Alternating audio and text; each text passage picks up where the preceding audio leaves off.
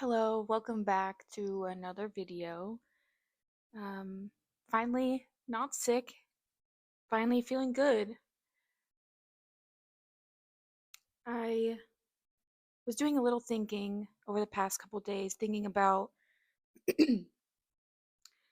video ideas and maybe what I want to make, what I want to create.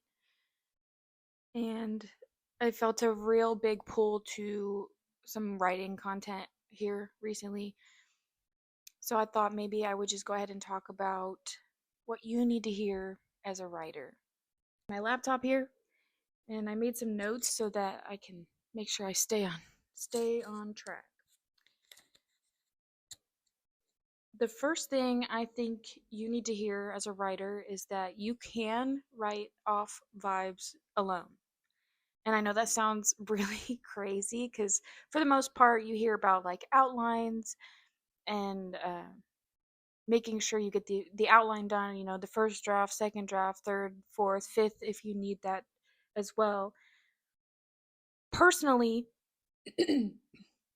I had big scenes plotted out for my story. Like I knew these scenes needed to happen and I knew they needed to be in my work.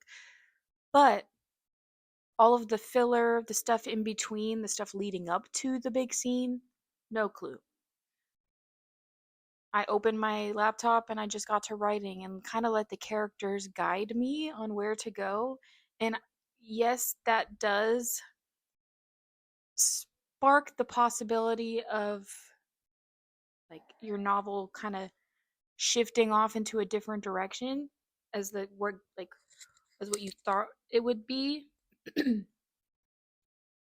But I feel that this has actually made me connect with my characters way more than I feel I would have if I just followed everything to a T, like in an outline. Because I feel like writing, I'm spending time with my characters, and when I just sit and go with the flow, I'm learning about them as I write, and I'm honestly like forming a connection with them as I keep writing.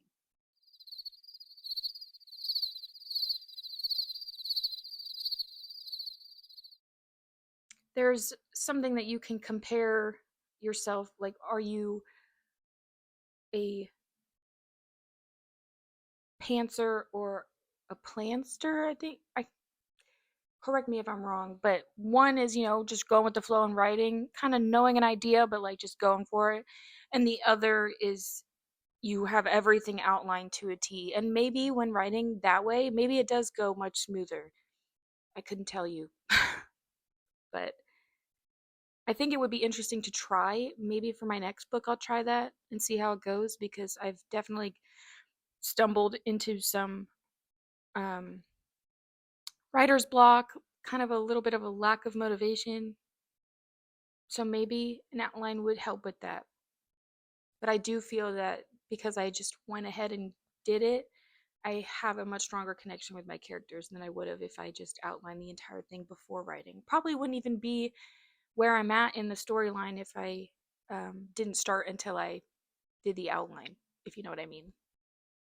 The second thing I think you need to hear as a writer is that your first draft is supposed to be a mess. That's not fun to hear because I know that even for me with like writing, working on my book, I struggled a lot with just write and go, keep writing, don't look back. Um, in the beginning stages of writing my book, I really, really struggled with that. And every time I would pick up my laptop to keep writing, I would literally go back to the beginning and reread and fix things and change things. So what ended up happening is I had this much of my book written, but I just keep going back and forth between this what I already had written, and nothing was getting added to it because I was so stuck trying to make the little bit I had perfect. And that's just not realistic. The first draft is literally you getting your story that's in your head. It exists, but it exists to you alone. Getting that first draft down is like the big first step to making it like real for not only you, but for like everybody. This is the first step to making it even physically known.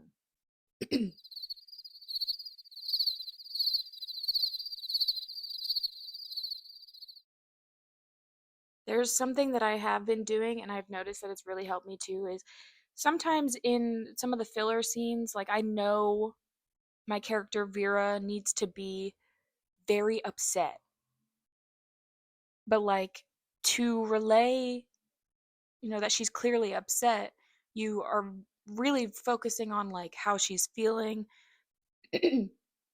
maybe how her facial expressions look.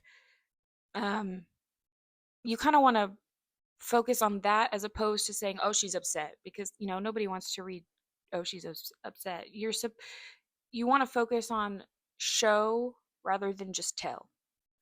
But for some of the scenes where like I know she needs to be upset, but to keep the writing going, I just put she needs to be upset here, fix this later, and then just keep going. Because this is not my final draft. I'm going to go back through it and fix things. And so, future me, when I go back through to edit and add stuff in, I'll see my little note and I'll get to add in all of this descriptive things that show that Vera is upset. The third thing I think you need to hear as a writer is you are a writer even if you only write 100 words, whereas maybe someone wrote 1,000. Word count for me was a very dangerous journey. I think I'm still dealing with it a little bit. Um, like at the beginning of my writing journey, I heard a lot about word count and word count goals, and like after a writing session, oh, how many words did you get down? And it became a dangerous thing for my brain. Maybe not everybody feels this way, but specifically talking about myself, um, I am currently writing on Google Docs. Not necessarily my favorite, and I think I might change that with my next book. But for Google Docs, you have to go into tools and then click on the check mark, check the box to actually show word count like continuously. And before I even would like put any words down, I was making sure that box was checked, had the word count in the bottom corner, and then I would go. And I could have been sitting there for hours, but I wasn't focused on the hours that I dedicated to writing. I was really focused on the lack of words that I produced in that span of a few hours, if that makes sense. I was very hard on myself for only getting 500 words when I sat there for 3 hours. When realistically, I spent 3 hours of my time dedicating it to something that I love and something that I'm inching towards a goal with this. So I feel, should have been focused on the 3 hours that I dedicated to writing as opposed to the 500 words that I feel aren't good enough. I recently was sick, as I mentioned in a previous video, but in that span of being sick, it was 2.5 weeks that I was um, missing work and staying home and kind of just resting is what I should have been perceiving it as, but my brain is switching it to make me feel like I spent those 2.5 weeks being lazy. I feel like I should have been able to sit or bring my laptop to the couch and write when realistically my body needed that rest. And comparing my um, any barriers that I may have, like writer's block, lack of motivation, being sick, whatever it may be, comparing that with somebody else who's still writing and maybe not sick was unfair. I'm still getting over that, but I'm still a writer even though I wrote maybe 50 words yesterday. The fact that I opened my document on Google Docs, it'll show you last opened on blah blah blah, whatever the date. If you can get yourself to open your file every day at least just to look at it, get your brain thinking about it, that's good. We shouldn't have to feel like you need to get 5,000 words down a day just to feel like you're good enough. You're still a writer. The last thing I want to talk about that I feel like you should know about is kind of specific to me, but I feel like this could be broad and affect multiple people. There are going to be people in your life, friends, family, loved ones, whoever, that may just not understand your goal or the process that it'll take to reach that goal.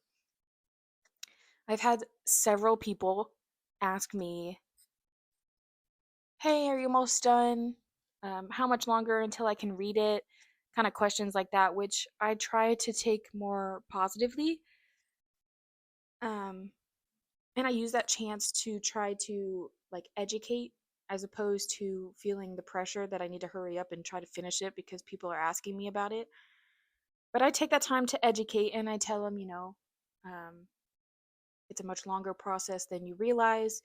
Even after I finish writing it, I still have to edit and then do another draft. Um, the moment I get to say I'm done is like first draft done. So it doesn't mean done for the book to be out there and read, if that makes any sense. And usually they seem to understand, but I do notice like kind of what I perceive as a little bit of frustration, disappointment. Like they just want the book to be in their hands, which so do I. But I'm also enjoying the process of writing. And because I have people around me that don't necessarily understand what that's like, they don't think to ask because writing is a very independent and like personal thing. Like I don't need physical help from somebody to help me set up if I'm like, going to do something.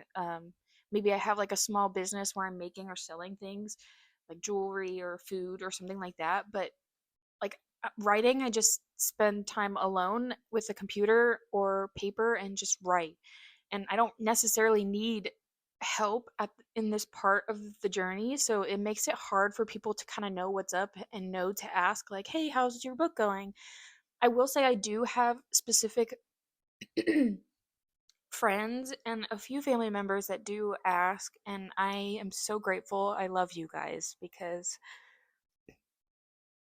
sometimes it does feel like a forgotten about hobby unless like I bring it up, which is totally okay. But it does feel great to have people around you that are motivated to trying to understand the journey and are interested in hearing like where you're at and what you may be like struggling or thinking about while you're working on your book, which is amazing because I love talking about it. Um, but yeah, definitely make sure you understand that not everybody's going to understand, and that's okay. So those are four things that I feel you needed to know as a writer. I hope those were helpful. I'm sure I could have come up with plenty more, but I don't want to make this video like super super long. I'm not sure anybody even wants to sit here and watch me talk this long. But I will say thank you for watching because it really does mean the world to me. I'm still at the point of like trying to figure out what videos I want to make and like how often I want to post, and sometimes I feel not as creative maybe, but I don't feel I'm not going to give up. I'm going to keep going. And I'm grateful for the people that have come back and watched every video I've posted so far. Um, and even texted me about it because that means a lot too to know that you took the time out of your day to watch my video. But thank you. I love you guys. Thanks for watching. I hope to see you next video.